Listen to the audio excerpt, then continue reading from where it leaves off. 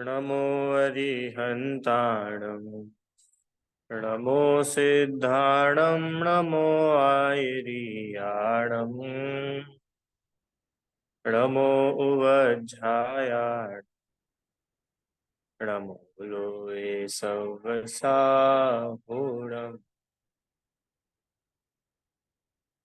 मंगलमय मंगलकरण वीतराग विज्ञान नमो ताई जाते भये हरिहंतादि महान करि मंगल करि हो महा ग्रंथ करम को काज जाते मिले समाज सब पावे निज पद राज मिथ्या भाव अभाव ते जो प्रगटे निज भाव सो जयवंत रहो सदा यही मोक्ष उपाय।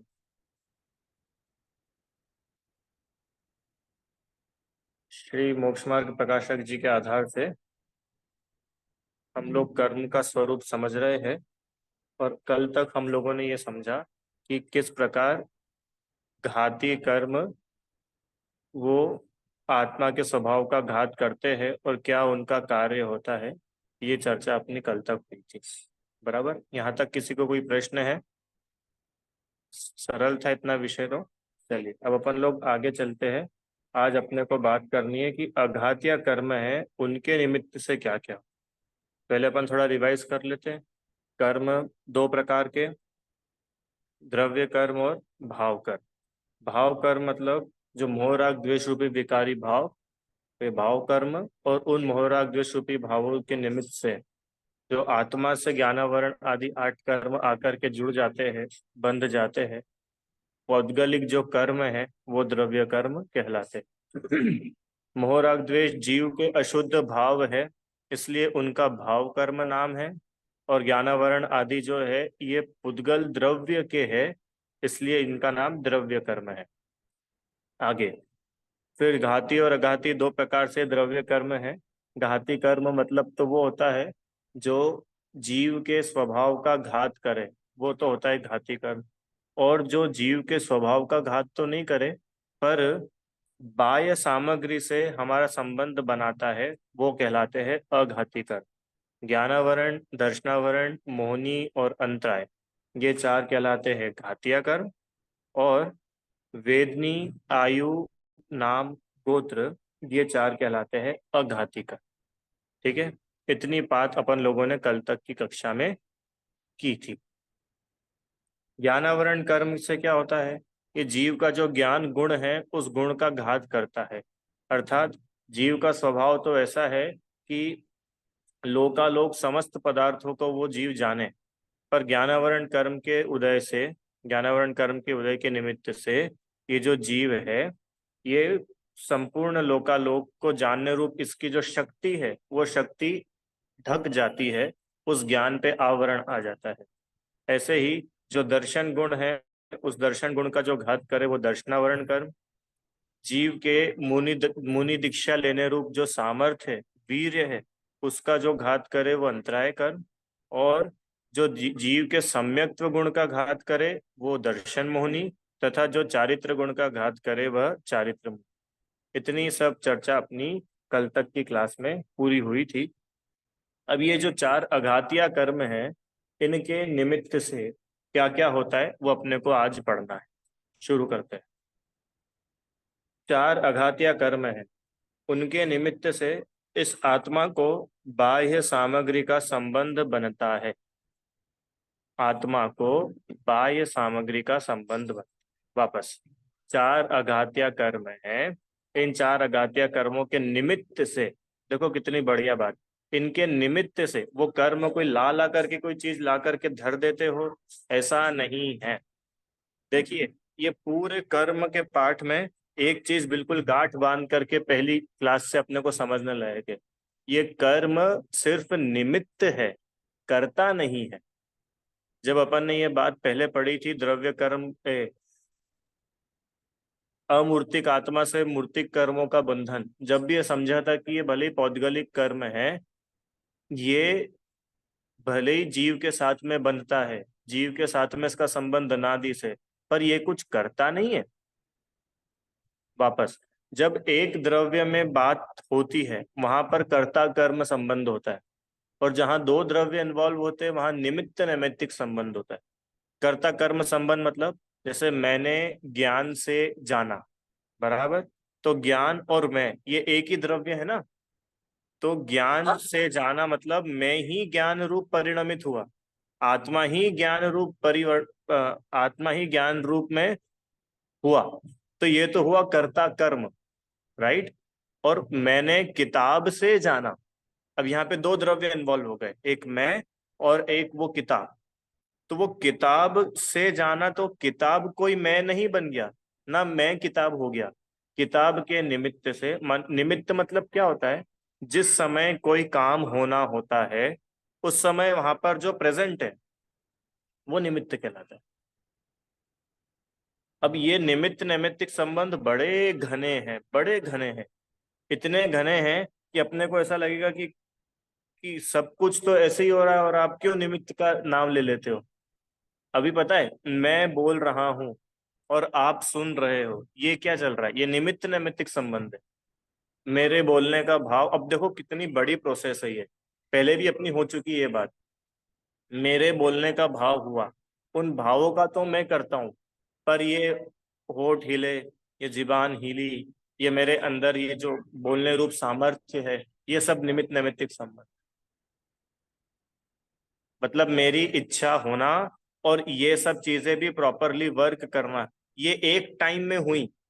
इधर तो बोलने की इच्छा हुई और इधर होठ हिलने का काम हुआ।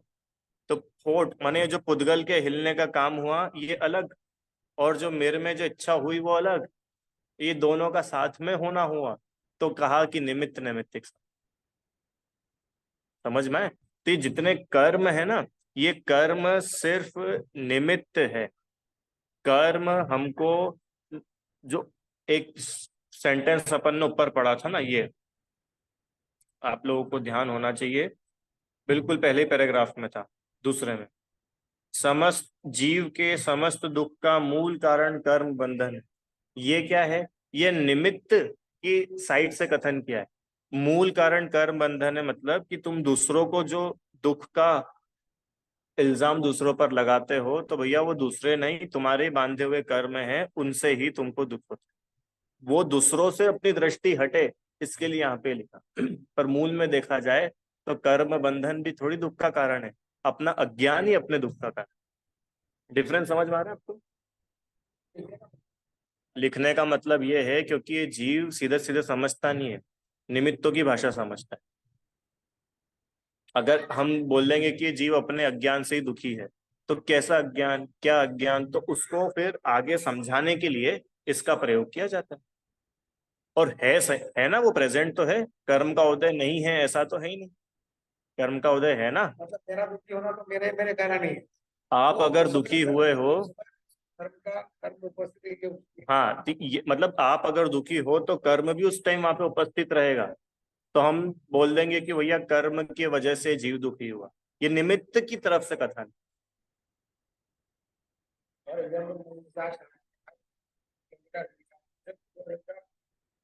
योग है, हाँ तुम्हें तो दुखी होगा ही। हाँ अब वो उसको से बोलते हैं कि भगवान के अपने ऊपर मेरा कोई निमित्त आ जाता है, तो उसका कुछ कारण सब उपस्थित रहता है, इसलिए उसका कारण हाँ, तो आपके दुखी होने का काल आया, बराबर।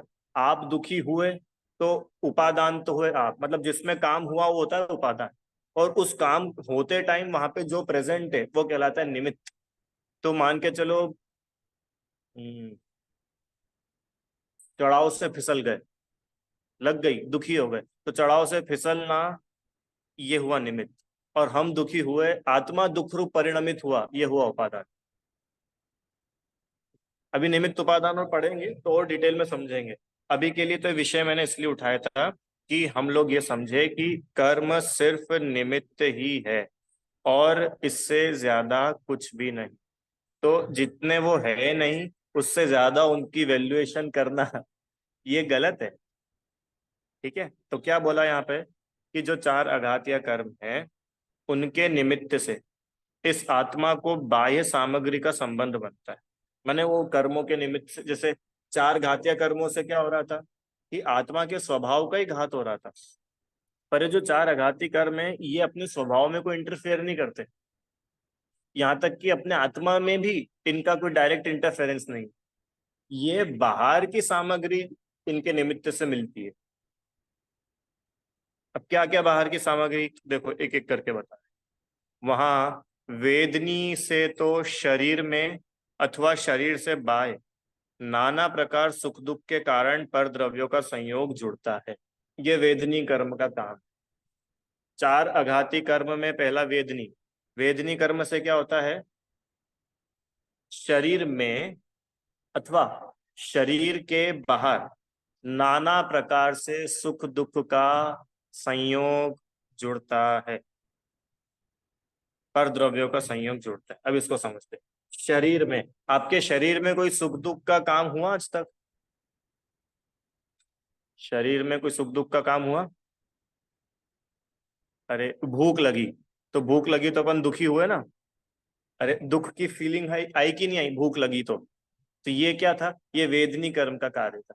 वेदनी कर्म से अपने शरीर में सुख या दुख की फीलिंग हो, ऐसे कारण होते हैं।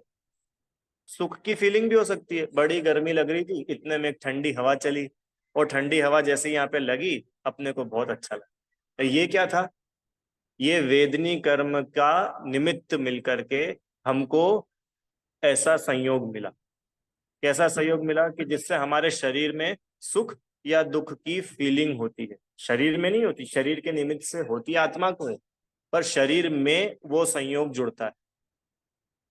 समझ में आया क्या? आप लोग को कुछ समझ में आया?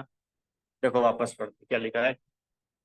वेदनी से शरीर में अथवा अभी अथवा को छोड़ो।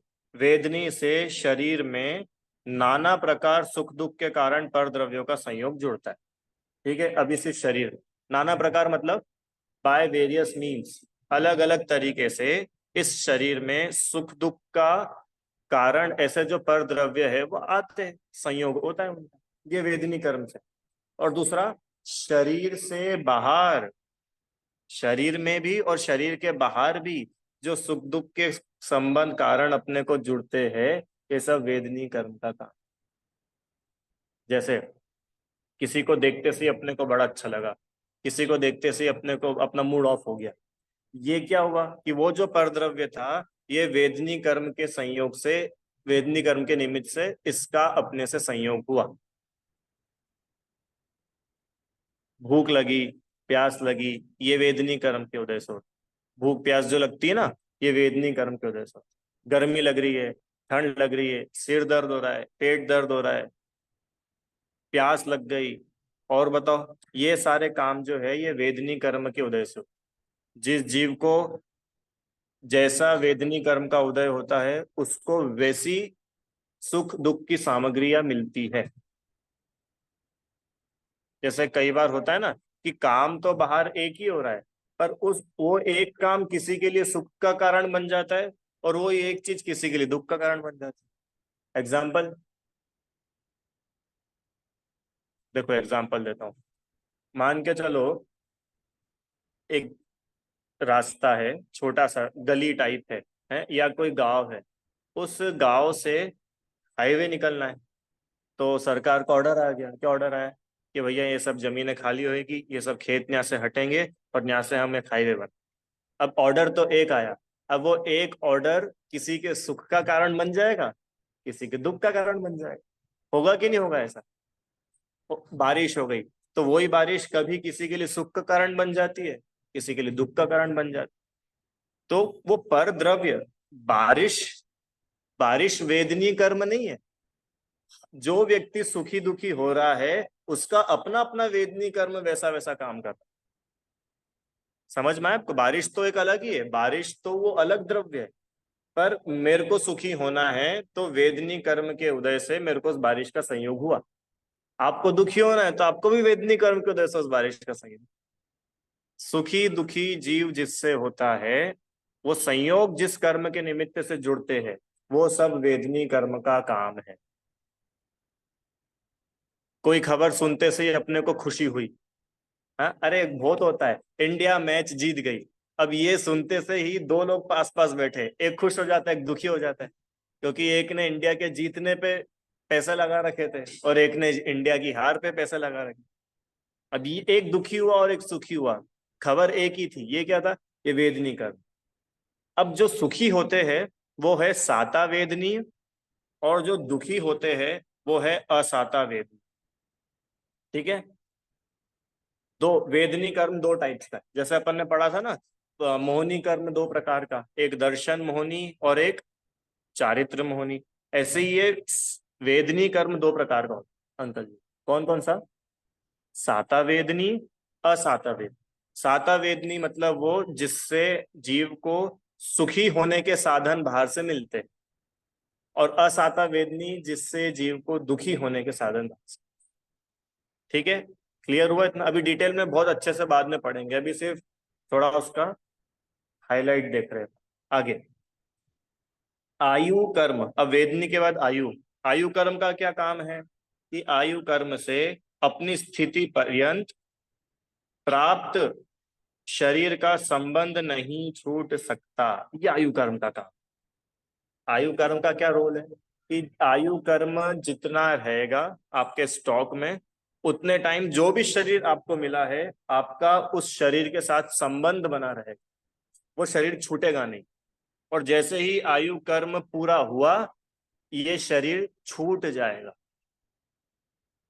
ये आयु कर्म का काम।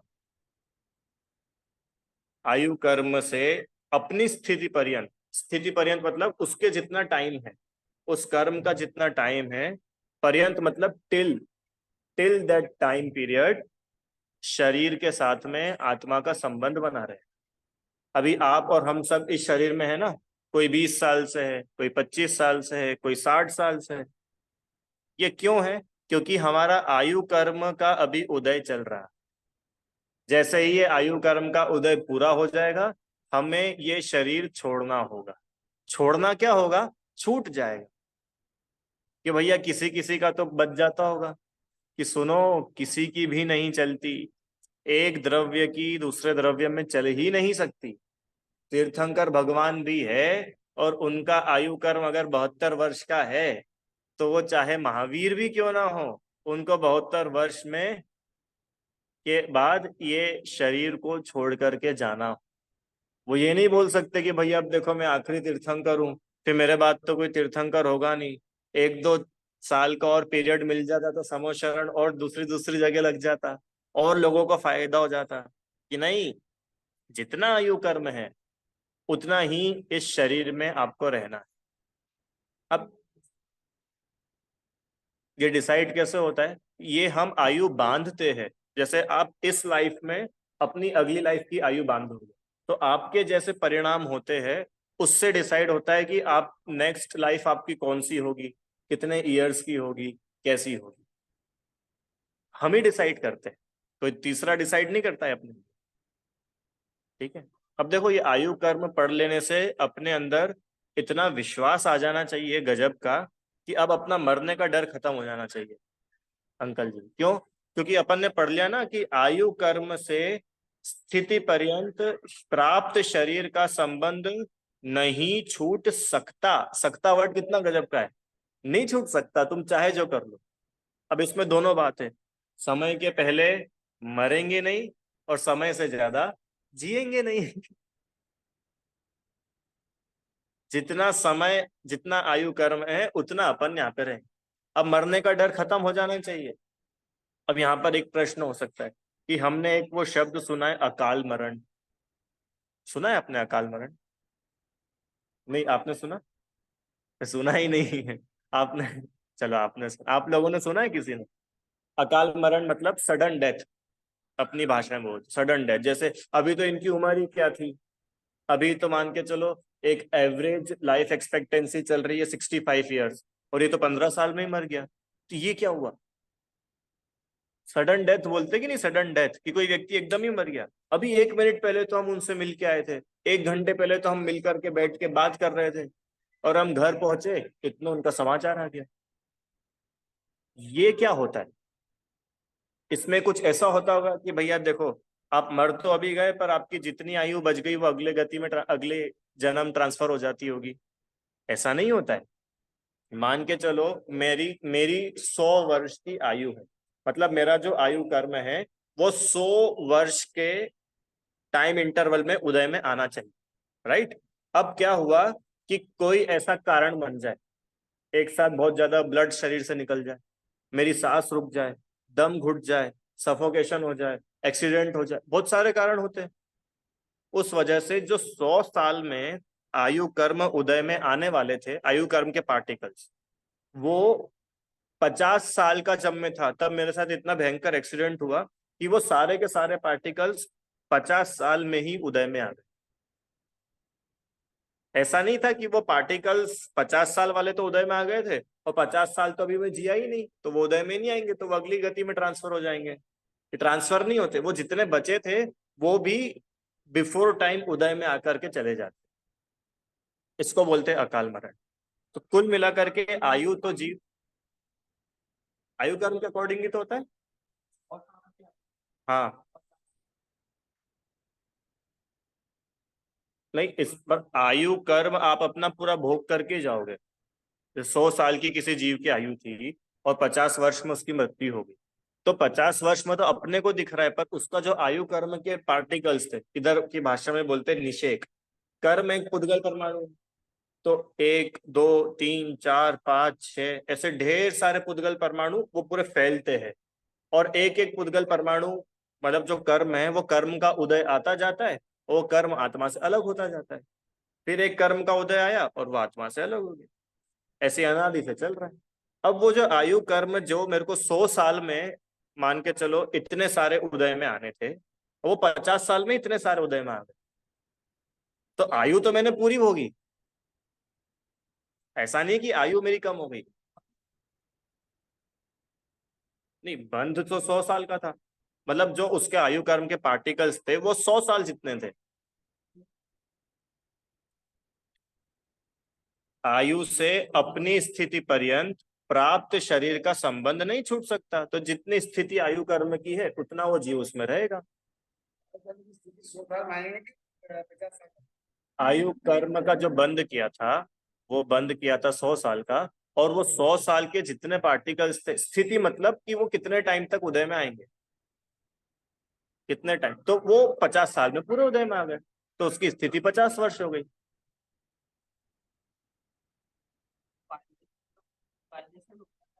कितने टाइम तक वो कर्म फल देगा वो कहलाता है उसकी स्थिति। तो वो कर्म 50 साल तक फल दे रहा है। बंधा 100 का था, 50 का ही क्यों फल दिया उसने? क्योंकि वो जितने कर्म के पार्टिकल्स थे वो सारे के सारे उदय में आ गए। तो है उधर क्या कारण? कारण ये बताया ना, बाहर के कारण। बाहर के कारण हार्ट फेलियर हो गया, या ब्लड लॉस हो गया, या एक्सीडेंट हो गया, नस कट गई। अरे नहीं, हर किसी का नहीं बोल सकते। किसी व्यक्ति का अकाल मरण हुआ है कि नहीं, ये अब हम और आप नहीं बता सकते। हो सकता है कोई 3 साल का बच्चा मरा हो तो उसकी आयु 3 ही साल हो। 50 साल ये अकाल मरण होता है, किसका होता है ये आप और हम नहीं जान सकते, पर जिसका भी होता है उसके पीछे का फैक्टर ये होता है। नहीं तो अपना हिसाब थोड़ी चलता है यहाँ पे। नहीं, मैं एक सामान्य उदाहरण दे रहा हूँ, हो सकता है किसी जीव की 50 की लिखी हो, पर अगर किसी का अकाल मरण हुआ, अकाल मरण को कदली घात मरण भी बोलते हैं, तो वो अकाल मरण हुआ, इसका मतलब ये होता है कि उसकी जितनी आयु थी वो पूरी आयु उसने उतने लंबे टाइम नहीं भोग करके, उसके पहले ही सारे आयु कर्म के पार्टिकल्स उसके भोग लिए और वो चले गए। मेरे हिसाब से तो आयु बोले उसको, मतलब ये सिद्धांत में ऐसा बोले कि 50 की आप 25 हर किसी का ऐसा नहीं होता है, वही तो बोल रहा हूँ, सबका ऐसा नहीं होता है।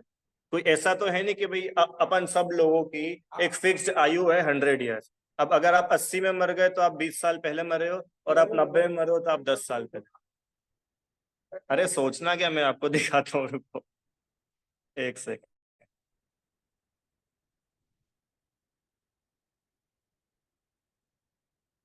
एक मिनट। हाँ,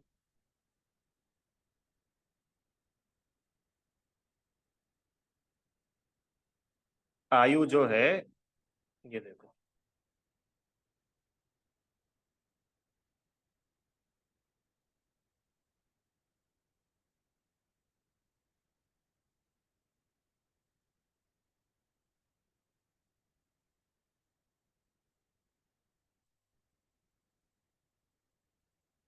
आप लोग को दिख रहा है क्या स्क्रीन? आपको नहीं दिख रहा? एक सेकंड। हाँ,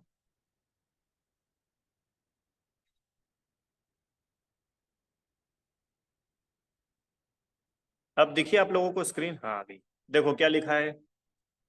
विष खा लेने से, वेदना से, रक्त का क्षय होने से, तीव्र भय से, शस्त्र घात से, संक्लेश की अधिकता से, आहार और श्वासोश्वास के रुक जाने से आयु क्षीण हो जाती। इस प्रकार जो मरण होता है उसे कदली घात कहते हैं।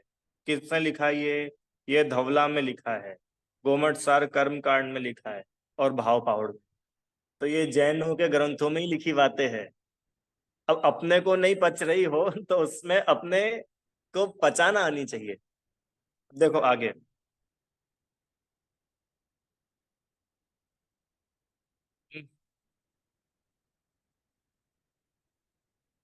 अब ये तो किस किस को अकाल मृत्यु होती है और नहीं होती है उसकी संभावना दी।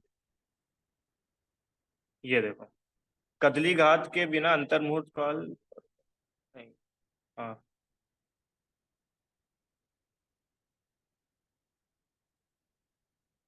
अर्धमात्रा आगे अंतर्मुहूर्त कम पूर्वकोटि प्रमाण उपरिम सब। अप्राप्त काल में मरण की अनुपलब्धि होने से आयु के अपवर्तन का अभाव। जैसे पायल आदि के द्वारा आम आदि को समय से पहले ही पका दिया जाता है, उसी तरह निश्चित मरण काल से पहले भी उदीरना के कारणों से आयु का अपवर्तन हो जाता है। जैसा आप बोल रहे थे ना, ये उसी का उत्तर है। समझ में आए? इनका प्रश्न है था कि भाई हमारे हिसाब से तो 50 साल की उसकी आयु होगी, ऐसा थोड़ी हो सकता है कि किसी की आयु 100 साल और वो 50 साल में ही मर जाए। तो यहाँ पे उन्होंने उसका ही देखो बात बताई। जैसे पायल, पायल मतलब आम होता है ना, आम, पाल, अपन पाल बोलते हैं, पाल में रख करके उसको पका दिया जाता है। तो उसके पकने का समय तो था मान लो 2 हफ्ते, अगर वो पेड़ पे लटका होता तो। और अपन ने क्या कर लिया, उसको पेड़ से निकाल लिया और उसको 5 दिन 1 हफ्ते में ही पका लिया। तो अपने समय से पूर्व ही वो काम हो गया। हुआ कि नहीं हुआ? हुआ कि नहीं हुआ? क्या लिखा है? पाल आदि के द्वारा आम आदि को समय से पहले ही पका दिया जाता है। उसी प्रकार निश्चित मरण काल से पहले भी, निश्चित मरण काल मतलब 100 साल से पहले भी उदीर्णा के कारणों से आयु का अपवर्तन हो जाता है। आयु कम हो रही मतलब वही बात हुई ना कि जितना उसका आयु था 100 साल, वो 100 साल ना जी करके 50 में चला गया, इसको बोला अपवर्तन। अपवर्तन मतलब वो कम हो गई, डिक्रीज हो गई, डिक्रीमेंट हो गया। मतलब आप एक ग्राफ इमेजिन करो, 1 साल, 2 साल, 3 साल, 50 साल, 100 साल, बराबर। तो वो जो 100 साल की उसकी आयु थी, जो कर्म पार्टिकल्स एक एक करके उदय में आने वाले थे, वो 50 साल का जब वो जीव हुआ तो अगले 50 साल के खटाक से एक बार में उदय में आ गए, आ गए। इसको बोलते हैं अकाल मरण। कद देखो आगे लिखा पर है, वैसे अप्राप्त काल मरण का अभाव नहीं है, क्योंकि खड़ग प्रहार आदि द्वारा मरण देखा जाता है। तलवार से कोई जीव मरा देखा जाता है, तत्काल ही मर गया। अब ये देखो, ये कंपलसरी नहीं कि कोई जीव तलवार से मरा हो, युद्ध में मरा हो, एक्सीडेंट में मरा हो तो वो 100% उसका अकाल मरण ही हुआ होगा। पर पॉसिबिलिटीज है कि वो अकाल मरण हो। बात इतनी है कि आयु कर्म के बिना उसका मरण नहीं होगा। मतलब उसके आयु कर्म के जितने पार्टिकल्स थे, वो जब तक पूरे उदय में नहीं आकर के चले जाते, तब तक वो जीव उस शरीर में बना रहता ये जिसके जीवन को होता है कि क्या वो हो यार फिर जब शुरू जैसे 12 किलो तो 100 साल की उम्र में लेके आता है, है। फिर हाँ, एकदम 50 साल में तो 50 साल 9 महीने 6 महीने कब होना चाहिए उसको? तो ये इसका एक मतलब ये जल्दी मानना चाहिए सर। इसी चीज का क्या हो गया था भाई? ठीक है, मैं सर्वज्ञ की नजरों में तो मालूम था उनको कि ये इसका मतलब 50 साल का नहीं जाएगा, लेकिन वो 50 साल में खत्म होने इसका जो कारण बने ना वो किस समय पे बने। ठीक है, इनका प्रश्न ये है कि कोई 100 साल किसी की आयु हो और वो 50 साल में उसकी आयु पूरी हो जाए, तो ये कब ऐसा डिसाइड होता है कि वो 50 साल में मर जाएगा? ये प्रश्न है ना, मैं पूछ के बताऊं। हालांकि जो आपने आयु बंध का बोला था कि हमारी अभी आगे आएगा वैसे विषय वो, कि हमारी आयु जैसे मान के चलो अभी अपन है, तो अगले भाव में मैं किस गति में जाऊंगा ये तो इसी भाव में डिसाइड होगा, बराबर। तो इस भाव में वो कब डिसाइड होता होगा? तो उसका उन्होंने बताया कि आपकी जितनी आयु है उसके 1/3 में वो डिसाइड हो जाता है।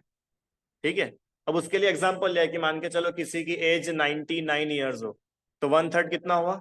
33। मतलब within 33 years of age उसका डिसाइड हो जाएगा कि वो अगली गति जन्म उसका कौन सी आयु में होना है, मनुष्य, नरक, तिर्यंश, देव। ठीक है, अब अगर उस 1/3 में भी नहीं हुआ तो जो 2/3 बचा है उसके 1/3 में होगा, ऐसा नियम है। तो अब बताओ भैया हमारा कौन सा वाला 1/3 कब आएगा? उस टाइम हम माला फेरने बैठ जाएंगे कि कोई किसी का नहीं बता सकता, पता भी नहीं चलता, वो तो सर्वज्ञ के ज्ञान का विषय है। और अपने को जानने से मतलब भी क्या? अपन तो यही समझो ना कि मेरा इसी समय आयु बंद होना है, अपन हमेशा अच्छे परिणाम रखो। हाँ, अब किसी का नहीं, ऐसा नहीं है। अब आपकी जैसी गति वैसी मति, जैसी आपकी गति बंधी होगी, अब आपके कार्यक्रम भी वैसे ही चलेंगे। रावण की नरक आयु बंदी थी तो काम भी उसने नरक जाने जैसे ही किए। ऐसा नहीं है कि मान के चलो किसी जीव ने नरक बांध ली, हालांकि ऐसे केस भी देखे जाते हैं। राजा श्रेणिक ने 7वें नरक का बंद किया था ना, यशोधर मुनिराज के उसमें सर्प डाला। फिर समो शरण में जाके पता चला कि ये श्रेणिक है और ये नरक में जाएंगे, ऐसा ऐसा, और फिर उनको पश्चाताप भी और सारी की सारी बात हुई, सम्यक्त्व की प्राप्ति हुई। तो वही 7वें नरक की इतनी बड़ी आयु सिर्फ 84,000 ईयर्स तीसरे नरक की रह गई। ये हो सकता है, पर आप बोलो कि भैया हमारी नरक को आप स्वर्ग बना दो, वो नहीं हो पाएगा। अगर आपकी जो गति मनुष्य बन गई तो आप मनुष्य ही बनो, देव बंध गई तो देव ही बनो, ये नियम। ठीक है, हाँ उसमें फिर थोड़ा सा अप एंड डाउन वो चल जाएगा। हाँ, कब होगी वो अपने को पता नहीं चल सकता, पर अगर हो गई हो तो कोई अवधि ज्ञानी मुनिराज हो तो वो बता सकते हैं कि तुम अगले भाव में वहां जाओगे या पिछले भाव में तुम वहां से आए हो, ऐसी संभावना है। ठीक है, थोड़ा बहुत बैठा। हाँ, ये नहीं पता सर। अकाल मृत्यु हुई है ये अवधि ज्ञानी मुनिराज बता सकते हैं, हम और आप मति श्रुत ज्ञानी जीव नहीं बता सकते। और अवधि ज्ञानी मुनिराज की भी बहुत सारी लिमिटेशंस होती है। अभी अपन अवधि ज्ञान का थोड़ा बहुत स्वरूप हुआ तो पढ़ेंगे, नहीं तो कभी देखेंगे।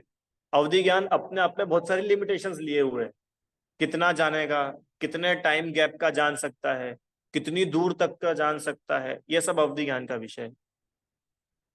ठीक है, आगे चले।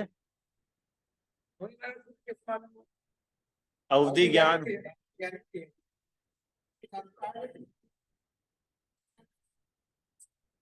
हाँ हाँ, नहीं अकाल मृत्यु इसलिए बोलेंगे क्योंकि उसका आयु कर्म 100 साल में उदय में आने वाला था, ये भी मुनिराज अवधि ज्ञान में जान रहे।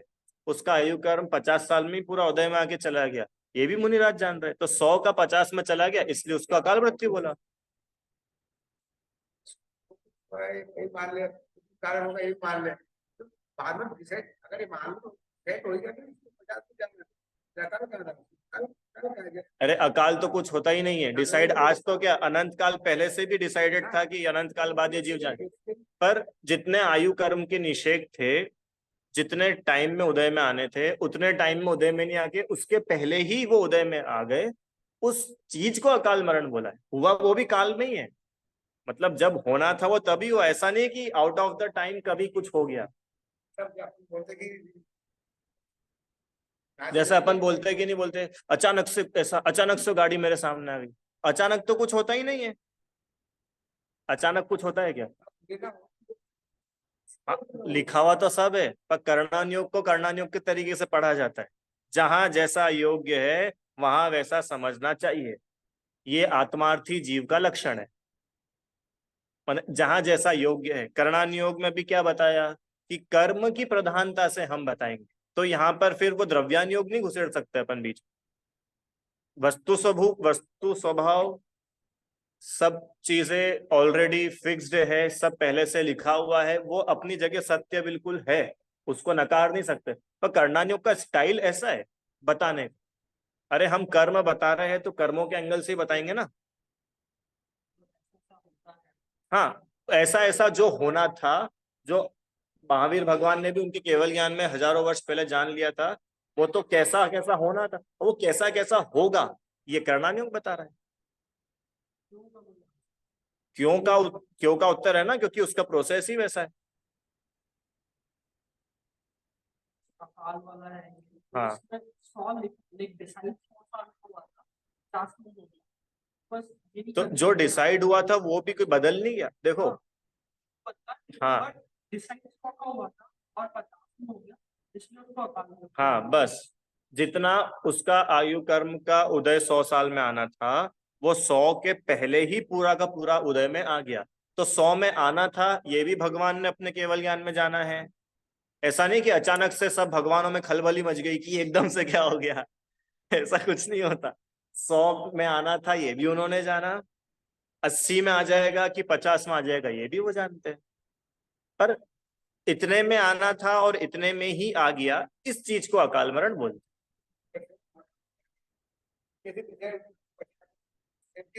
हाँ, वो मैं देख के बताऊंगा। ठीक है, उसका मेरे को जानकारी नहीं है, वो देख के बताऊंगा। हाँ, तो उस कारण को टाला जा सकता था।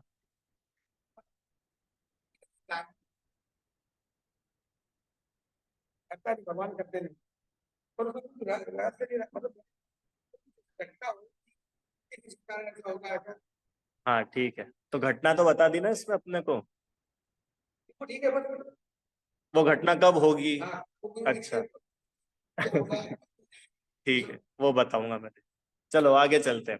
आयु से अपनी स्थिति पर्यंत प्राप्त शरीर का संबंध नहीं छूट सकता, ये आयु कर्म। तीसरा आघाती कर्म कौन सा है? नाम। नाम कर्म से क्या होता है? नाम कर्म से गति, जाति, शरीर आदि उत्पन्न होते हैं। सबसे बड़ी कैटेगरी ही इस नाम कर्म की है। नाम कर्म की 93 टाइप्स होते हैं। कितने टाइप्स? 93। जैसे अपन ने पढ़ा ना, वेदनी कर्म के कितने टाइप्स? दो, साता असाता। नाम कर्म 93 टाइप्स का होता है। अब उसमें बहुत सारा उसका है, अभी जब नाम कर्म आएगा तब थोड़ा सा अपन देखेंगे। अभी के लिए यहाँ पर जो लिखा है कि गति, मनुष्य गति, तिर्यंश गति, देव गति की नरक गति, ये नाम कर्म से डिसाइड होता है, मतलब नाम कर्म का कार्य है। जाति, जाति मतलब एक इंद्री की, दो इंद्री की, तीन इंद्री की, चार इंद्री की, पांच इंद्री, ये जाति। इसके अलावा शरीर, शरीर मतलब आप ऐसे हो, ये नाम कर्म का उदय। आपकी आंखें काली है, ये नाम कर्म के उदय से। आपकी ब्राउन है, ये नाम कर्म के उदय से। मेरी ग्रे है, ये नाम कर्म के उदय से। मेरा शरीर का स्ट्रक्चर ऐसा है, ये मेरा अपना नाम कर्म के उदय से। आपके शरीर का ऐसा है। मेरी आवाज ऐसी है, आपकी आवाज ऐसी है।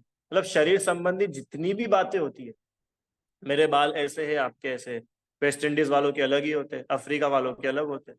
ये क्या है? सबका अपना अपना नाम कर्म है, और उस नाम कर्म के उदय से उनके शरीर आदि की उत्पत्ति होती है, जीव की।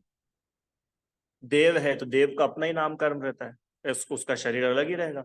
नारकी है तो उसका अलग नाम कर्म का उदय रहता है। तिर्यंच है, उसका अलग रहता है। अब ये जो भी शरीर आदि जो रचनाएं हैं, कोई गोरा, कोई सांवला, कोई काला, कोई ठिगना, कोई लंबा, कोई मोटा, कोई दुबला, ये सब नाम कर्म का काम है।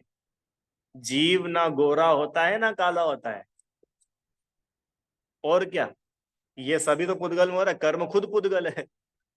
पर जीव को उस बाह्य सामग्री की प्राप्ति हो रही है नाम कर्म के उदय से। हो तो सब पुद्गल में रहा है वो। हाँ, वहाँ जीव को तो कुछ हुआ ही नहीं है देखा जाए तो इस पूरे मैटर में। बात इतनी सी है कि वो जीव को ये संयोग मिला है।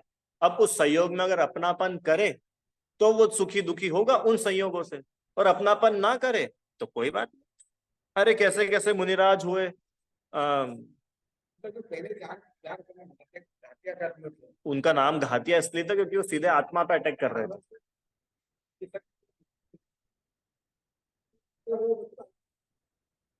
हाँ तो उससे आत्मा में क्षय और उपशम, क्षय उपशम की एक क्रिया हाँ होती है, इसमें कुछ नहीं होता है। हाँ, ये चारों जो अघात्य कर्म है इनका काम तो बाहर की बाहर निपट जाता है। क्षय उपशम की क्रिया, हाँ इसमें उदय है, क्षय उपशम की क्षय क्षय उपशम मैंने तो नहीं सुना है, और होता होगा तो हम पूछ के बता। कल आपका प्रश्न था ना मोहिनी कर्म में क्षय उपशम होता है कि नहीं, उसमें भी होता है। ये सम्यक्त्व होता है। सम्यक्त्व क्या है? दर्शन मोहिनी का क्षयोपशम, क्षयोपशमिक सम्यक्त्व। ये दर्शन मोहिनी का क्षयोपशम है। ऐसे ही चारित्र मोहिनी का क्षयोपशम, जैसे कोई पंचम गुण स्थानवर्ती जीव है तो उसके अनंतानुबंधी कषाय का तो अभाव है, अप्रत्यक्षावरण कषाय का भी अभाव है, और बाकी दो का उदय है, तो वो क्षयोपशम वहां बनता है। ठीक है, किसी को नहीं समझ में आया हो तो स्किप कर देना। बोलो। आत्मा आत्मा से हाँ और उससे पहले अध्ययन, हाँ, अध्ययन से पहले घाटिया, घाटिया बाद में चलते हैं। बट होना तो उनका चाहिए ना कि मतलब अध्ययन शुरू से होता है वो ठीक, बट शरीर वाले लोगों को हाँ, आत्मा से रिलेटेड वो, तो आत्मा वाले पहले छूटे ना, जब जाके तो सुखी हुए। देखो, अघातीय कर्मों की वजह से हमारा सुख दुख रुका हुआ ऐसा नहीं था। ये जो घातीय कर्म था ना, मोहनी, ज्ञानावर्णी, दर्शनावर्णी, इनके अभाव होने पर वो अनंत सुख, अनंत दर्शन, अनंत ज्ञान, अनंत वीर्य ये हुआ। अब बाहर के ये घातीय कर्म, अघातीय कर्म, कि अब ये जितना आयु कर्म रहेगा उतना ये रहेंगे। जैसे मान के चलो, महावीर भगवान को केवल ज्ञान कब हुआ? जब वो 40 वर्ष के थे, बराबर। उनकी 72 वर्ष की और 72 वर्ष की उनकी आयु थी। इसका मतलब क्या हुआ कि टोटल 32 ईयर्स और वो अघातीय कर्म उनके साथ संबंध बनाए रखे थे। मतलब वो अब समोच्चरण हो रहा है। ये सब क्या है? ये सब नाम कर्म के उदय से होता है ना। सुंदर शरीर मिला, तीर्थंकर वाला शरीर मिला।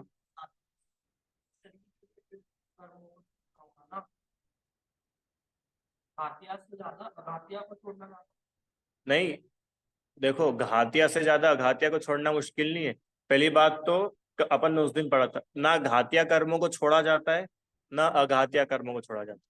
भाव कर्मों का नाश किया जाता है, और भाव कर्मों के भाव कर्म मतलब स्वयं का मोहराग, और अपने मोहराग द्वेष के नष्ट होने पर ये कर्म तो अपने आप टाटा बाय बाय बोल के चले जाते हैं अपना समय पा करके। जैसे आयु कर्म, अब जैसे मान के चलो मेरे मोहराग द्वेष का नाश हो गया, तो कोई तत्काल ही मेरा आयु कर्म बाय बाय नहीं बोलेगा। वो तो जितना है उतना है। ये लिखा है ना, क्या लिखा था यहाँ पे शब्द? सकता, संबंध नहीं छूट सकता, भले आप अरिहंत भी क्यों ना हो जाओ, पर जब तक आपका आयु कर्म है तब तक आपका और शरीर का संबंध बना रहेगा। इनका कहने का मतलब है कि 40 साल की आयु में अगर वो हुआ हाँ तो उसी समय यही छूट जाता है, ऐसा होता नहीं, क्योंकि आयु का तो बहुत साल तक खेल नहीं था उनका। हाँ, आयु कर्म तो था ही ना। वही मतलब, देखो, एक द्रव्य दूसरे द्रव्य में कुछ भी नहीं कर सकता। ये अपने को भगवान से पता चलता है कि नहीं, कि 40 वर्ष भी उनको रहना है तो रहना ही है यहाँ पे अरिहंत बनकर। अब महावीर भगवान की बात कर रहे हो, 1 कोटि पूर्व में कुछ साल कम कर लो। 1 कोटि पूर्व होती है एक मनुष्य की मैक्सिमम आयु। ठीक है, 1 कोटि पूर्व मतलब समझ रहे हो? करोड़ साल नहीं, नहीं और ज्यादा। देखो, एक पूर्व मतलब होता है 70,56,000 करोड़ साल। एक पूर्व, लिखो भैया पेन पेपर वाले लोग, 70,56,000 करोड़ मतलब कितना हो गया? 7056,000। ये तो हुआ 70,56,000। अब इसके आगे और करोड़, तो कितना हो गया अंकल जी? इसके आगे 7 बार जीरो और लगाओ, इतना होता है एक पूर्व। और मैक्सिमम मनुष्य की आयु कितनी हो सकती है? 1 कोटि पूर्व, मतलब इंटू 1 करोड़ और करो उसमें। 1 कोटि मतलब 1 करोड़। इतनी बड़ी आयु किसी मनुष्य की हो और वो 8 वर्ष का हो तो मुनि दीक्षा ले ले, और एक अंतर मुहूर्त बाद उसको केवल ज्ञान हो जाए, अब कितने लंबे टाइम तक पर्यंत बन के रहेगा?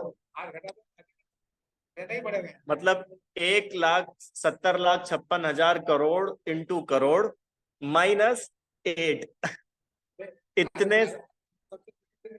हाँ केवल ज्ञान सबसे कम कम हाँ, निकालेंगे। आयु सबसे बड़ी वाली ये पॉसिबल है। आयु सबसे ज्यादा और केवल ज्ञान सबसे मिनिमम कब हो सकता है? तो अपन ले 8 वर्ष में मुनि बनेगा और एक अंतर मुहूर्त में केवल ज्ञान हो सकता है। भरत चक्रवर्ती को एक अंतर मुहूर्त में हो गया था, मुनि बनते ही विदिन 48 मिनट्स केवल ज्ञान। अब सोचो वो जीव इतने टाइम तक अरिहंत रहेंगे तो बोर नहीं हो जाएंगे? कि वो बोर जिस वजह से हो रहे थे ना, वो मोह ही नहीं बचा, वो रागद्वेष ही नहीं बचे, बोरियत का सवाल ही नहीं। अरे जैसा आनंद नियार सिद्धालय में अनंत काल तक भोगना, यहाँ भी मजे में ही। पर जैसे मानो हाँ, तो बाकी बाकी है जो पीरियड रहेगा उसमें चलिए उनके नाम में आना। नहीं चर्या अरिहंत भगवान जैसे नॉर्मल आदमी थोड़ी है वो भी। अब वो अरिहंत बन चुके हैं। अरिहंत बन चुके मतलब उनका समोशरण होगा, दिव्य ध्वनि होगी, वो सारे काम होंगे। अब नॉर्मल व्यक्ति थोड़ी, वो मुनि भी नहीं बचे अब तो, वो अरिहंत परमेष्ठी हो गए। इतने लंबे टाइम तक वो अरिहंत परमेष्ठी बन के रहेंगे। आदमी मालूम नहीं, विहार भी होता है ना। हाँ होता है ना। अरे आज यहाँ पे समोशरण आया, फिर उधर समोशरण आया, और मोक्ष तो उनका सम्यक शिखर से हुआ, तो ये कैसे हुआ? तो भरत विहार होता है। भरत चक्र बातें करते हैं। नहीं, अब उनका केवल ज्ञान का पीरियड कितना था ये मैं पढ़ के बताऊं? मतलब जैसा बोलते थे कि वो आजकल में तो रहते थे लेकिन अंतर से मतलब नहीं, अंतर मुहूर्त में केवल ज्ञान हुआ था, पर केवल ज्ञान के कितने टाइम बाद मोक्ष हुआ था ये देख के आपको किसी को पता हो तो बताओ, नहीं तो अपन पद्म पुराण में पढ़ेंगे, आदि पुराण में पता चल जाएगा। समझ में आए आपको? तो नाम कर्म क्या करता है? नाम कर्म से गति, जाति, शरीर, शरीर कमजोर रहेगा कि बलवान रहेगा, आपके शरीर का स्ट्रक्चर, ये सारी की सारी चीजें नाम कर। आपकी आवाज, लता मंगेशकर की आवाज कितनी अच्छी है। ये क्या था कि उनके शुभ नाम कर्म का उदय था। किसी की आवाज बिल्कुल खराब, कौवे की आवाज, कोयल की आवाज, ये क्या है? नाम कर्म का उदय अपना। किसी के दांत बाहर निकले होते हैं, किसी के दांत बहुत अच्छे होते हैं, ये क्या है? नाम कर्म का उदय। पर कुल मिला के बात इतनी है कि ये नाम कर्म सिर्फ शरीर तक ही इंटरफेयर करता है। शरीर के अंदर जो जानने देखने वाला आत्म तत्व है उसको छू तक नहीं पाता। नाम ही क्या, ये चारों ही अघाती कर्म। साफ साफ लिखा है ना, आत्मा को बाह्य संयोग, बाह्य सामग्री का संबंध बनाते हैं, बाहर की चीजों का संबंध। अभी आगे और गजब की बातें आने वाली है कि भैया फिर जब ये सब कर्म बाहर की संयोग बनाते हैं तो इन कर्मों से अपने को प्रॉब्लम क्या है? बाहर जो चल रहा है चलने दो। कि नहीं, फिर भी जीव दुखी होता है। अब वो क्यों होता है पढ़ेंगे अपन आगे। चलो आगे। ओहो, आज तो टाइम ज्यादा हो गया। लास्ट, गोत्र कर्म से उच्च नीच कुल की प्राप्ति होती है। ये जो जीव उच्च कुल अथवा नीच कुल में जन्म लेता है, कुल उसको प्राप्त होता है वो गोत्र कर्म के कारण। चलो ठीक है। इस प्रकार अघाती कर्मों से बाह्य सामग्री एकत्रित होती है, उनके द्वारा मोह का उदय सहकार होने पर जीव सुखी दुखी होता है। अगर मोह नहीं हो तो जीव सुखी दुखी ना हो।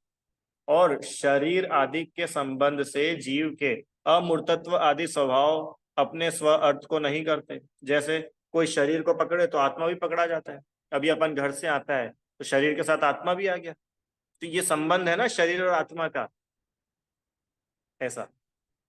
तथा जब तक कर्म जब तक कर्म का उदय रहता है तब तक बाह्य सामग्री वैसी बनी रहे, अन्यथा नहीं हो सके ऐसा इन अघाती कर्मों का निमित्त जानना।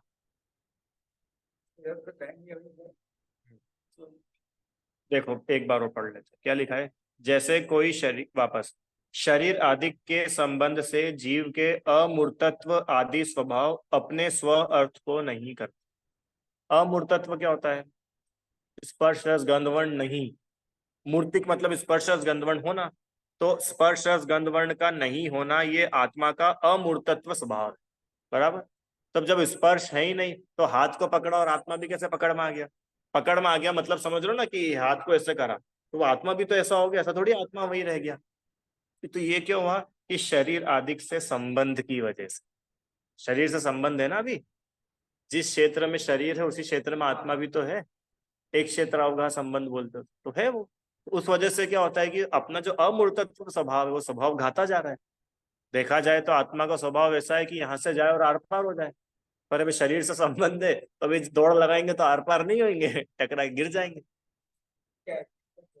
इसका बताने का प्रयोजन ये है कि आघाती कर्मों से बाह्य सामग्री जुटती है और इस शरीर आदि का संबंध होता है, तो इस शरीर आदि के संबंध होने से आत्मा का भी स्वभाव घाता जाता है। मूल स्वभाव नहीं घाता जाता, जैसे वो ज्ञानावरण दर्शनावरण में तो मूल स्वभाव ही घाता गया, यहाँ पर अमूर्तत्व स्वभाव है, पर शरीर के साथ संबंध होने की वजह से वो आत्मा का जो अमूर्तत्व मूर्तत्व स्वभाव है वो अपने एक्चुअल रूप में नहीं रहता। तो क्या आत्मा मूर्तिक हो जाता है क्या? कि मूर्तिक तो नहीं होता, पर शरीर को पकड़ोगे तो आत्मा भी पकड़ में आ जाती है।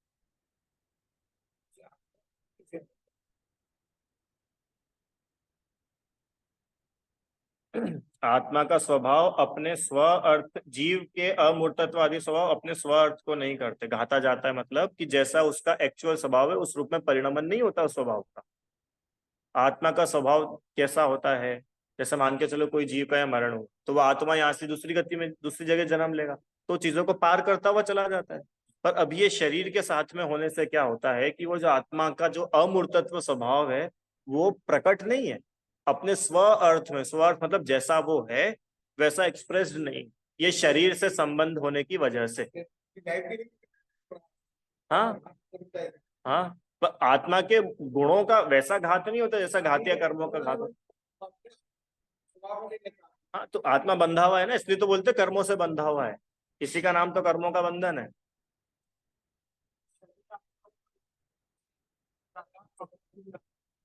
शरीर आत्मा को देखो वही निमित्त नैमित्तिक संबंध है। आत्मा का वैभाविक रूप से परिणमन होना और उसी समय ये कर्मों का उदय होना, दोनों साथ में काम करते।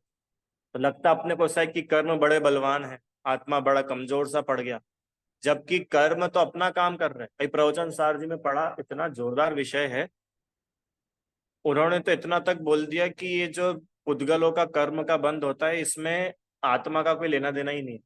पुद्गल खुद से ही कार्माण वर्गणा रूप परिणामित होकर के कर्म रूप परिणामित होता है, जीव कर्मों को नहीं लेकर के आता, ऐसा लिखा कुंतलाचार्य।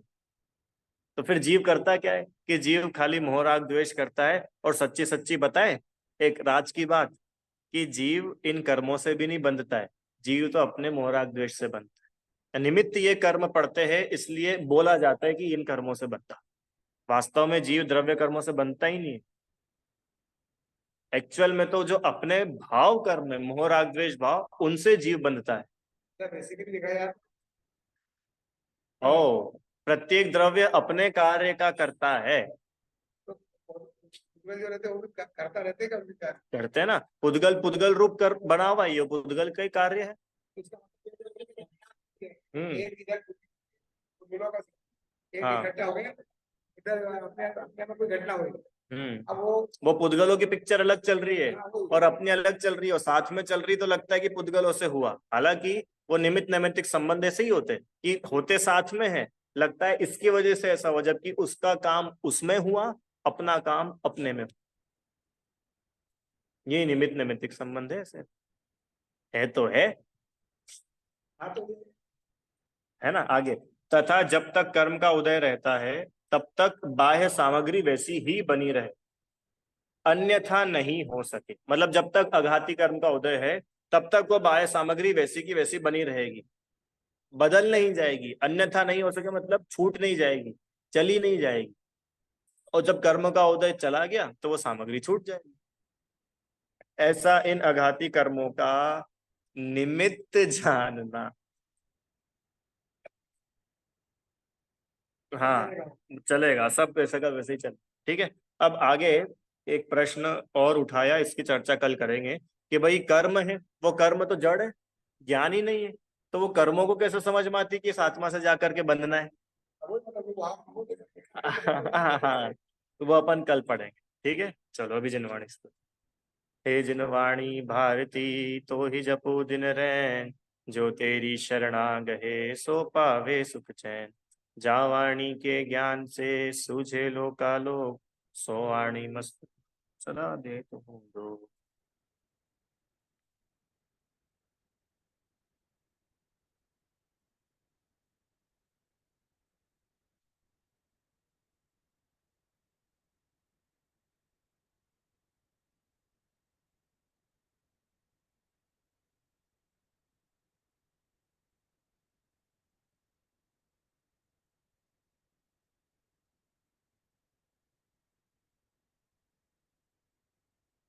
जय जी।